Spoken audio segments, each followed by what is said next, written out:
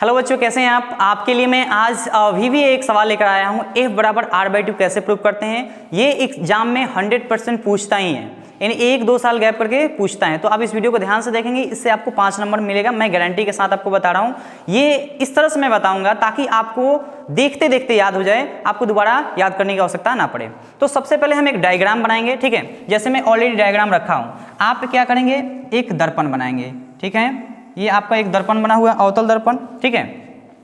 दर्पण हमने बनाया, इस दर्पण को हम क्या करेंगे, नाम दे देंगे। इस दर्पण को हम नाम दे देंगे, जैसे M और N। इस दर्पण का हमने नाम दे दिया, ठीक है। उसके बाद क्या करेंगे कि हमने यहाँ देखा कि प्रकाश आया हुआ अनंत से, ठीक है, टकराने के बाद निकल गया। हम C से एक लंब डाल दिए तो I और R हो गया। I और R क्या हो, प्रकाश के परावर्तन के नियम से दोनों बराबर हो गया। F और P यानी ध्रुव होता है, ध्रुव के बीच की दूरी को F बोलते हैं, और C और P यानी पोल, हिंदी में ध्रुव बोलते हैं, इनके बीच की दूरी को R कहते हैं। हमें प्रूफ यही करना है कि जो F है ये दुगुना होता है R का, ठीक है। यानी F बराबर R/2, यानी F बराबर होगा R/2 का, हमको यही प्रूफ करना है। तो इसके लिए सबसे पहले हम क्या करेंगे, मान लेंगे, ठीक है। जब हम हल करेंगे, इसको हल करेंगे तो हम मानेंगे। सबसे पहले कहेंगे माना आपका MN एक अवतल दर्पण है, ठीक है, तथा P ध्रुव है, F फोकस है, F फोकस है, ठीक है। और क्या है आपका, C केंद्र है, C केंद्र है, ठीक है। इतना हमने मान लिया, ठीक है। बार बार आप है नहीं लगा सकते, क्या आप काम कर सकते हो, क्या कि इसको ऐसे ही लिख सकते हो, ठीक है। इस सारा को है हटा दीजिए, ठीक। एक बार मैं बढ़िया से ही लिख देता हूँ, आपको थोड़ा सा अजीब लग रहा होगा, ठीक है। हम यहाँ पे क्या कर लेंगे, मान लेंगे कि P ध्रुव हो गया, F फोकस, C केंद्र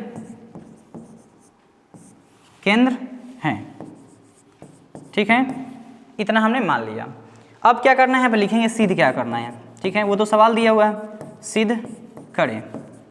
क्या सिद्ध करना है हमको, तो F बराबर R/2 हमको सिद्ध करना है। F बराबर R/2 सिद्ध करना है, ठीक है।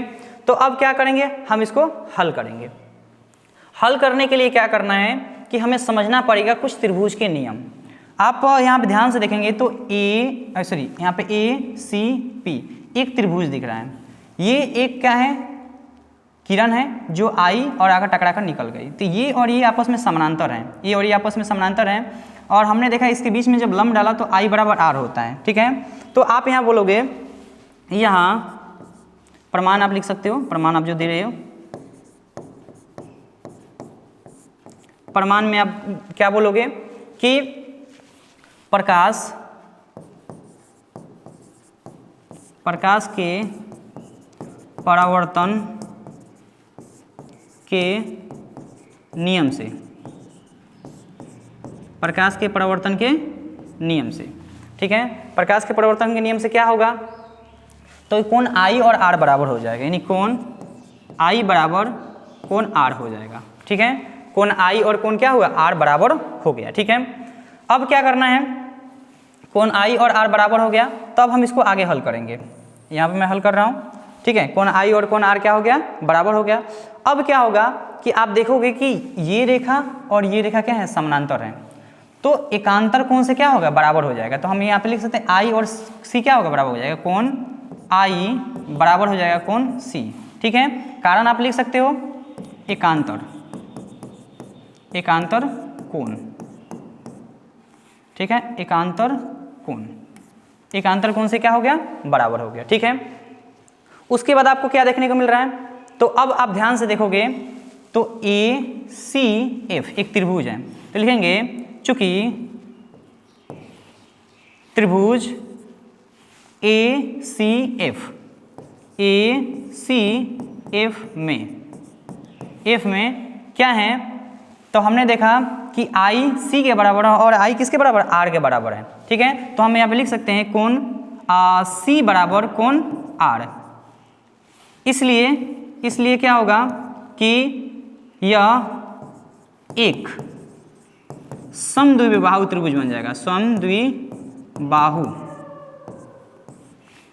त्रिभुज है, समद्विबाहु त्रिभुज है।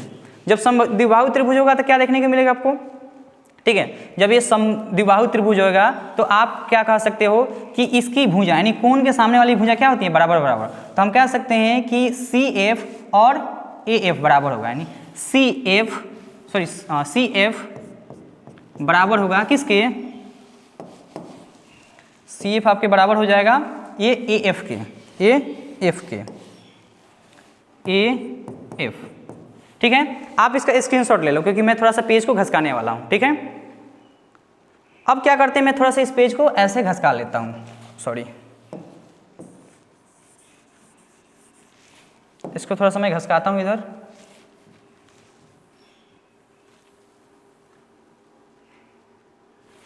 ठीक है, अब आगे हम बढ़ते हैं। अब हमने क्या बता दिया कि ये और ये दोनों क्या हैं, बराबर हैं। लेकिन याद रखिएगा कि प्रकाश जो है ये कहीं से भी आए टकराकर एफ से निकलेगा, यानी समानांतर अगर प्रकाश की किरणें आती हैं चाहे यहां से क्यों ना आए, ये टकराकर एफ से ही निकलेगी। तो हम बोलेंगे ए जो है पी का निकटतम बिंदु है, लिखेंगे बिंदु ए पी का निकटतम बिंदु हैं, निकटतम बिंदु हैं।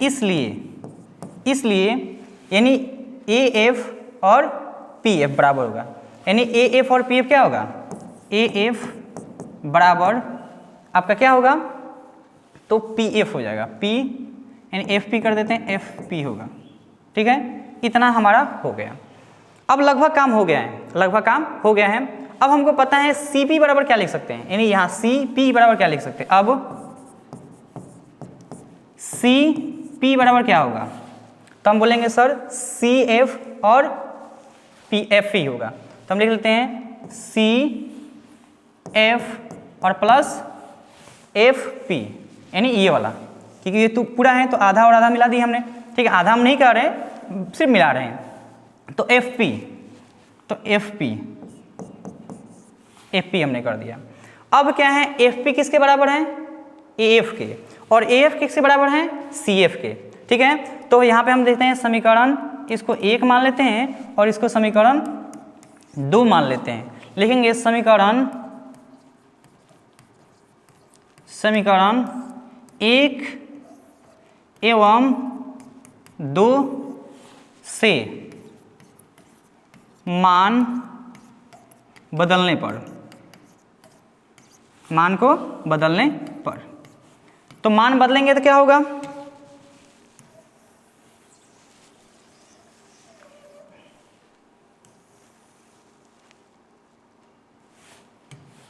ठीक है, मान बदलने पर तो हम डायरेक्ट लिख सकते हैं कि सी यानी यहाँ पे जो आपको दिख रहा है एफ पी के स्थान पर हम सी पी लिख सकते हैं। देखिए कैसे लिख रहे हैं, एफ पी बराबर है ए एफ के और ए एफ किसके बराबर है, सी एफ के, तो हम डायरेक्ट सी एफ लिख देते हैं। तो इसलिए क्या हो जाएगा कि सी पी बराबर सी एफ, ठीक है,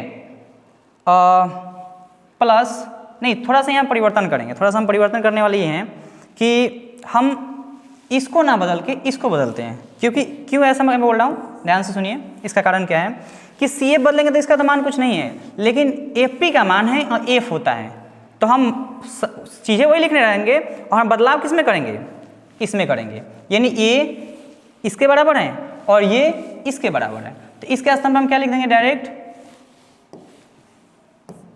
F P plus F P हो गया।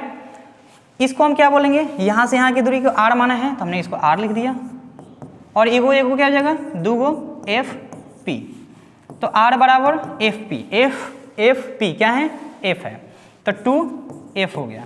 इसलिए स्मॉल एफ नहीं लिखेंगे हम, कैपिटल ही एफ, सॉरी स्मॉल एफ, ठीक है। तो अब क्या होगा, f बराबर आपका हो जाएगा r/2, और यही हमको प्रूफ करना था। ध्यान समझिए, हमने कुछ नहीं किया है, सिर्फ हमने क्या किया, एक दर्पण बनाया।